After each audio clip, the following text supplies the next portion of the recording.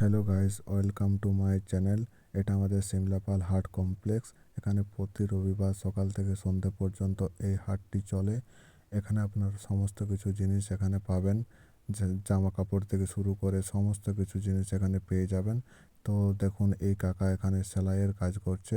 তো প্রতি রবিবার কাকাকে এই জায়গাতে এখানে পেয়ে যাবেন। আপনারা চাইলে এখানে কিছু সেলাই করাতে পারেন, কাকা খুব সুন্দর সেলাই করে। চলো, আর দেখুন এইদিকে জামা কাপড় রয়েছে। চলুন এখানে আর কি কি জিনিস দেখতে পাওয়া যায় আপনাদেরকে দেখাই।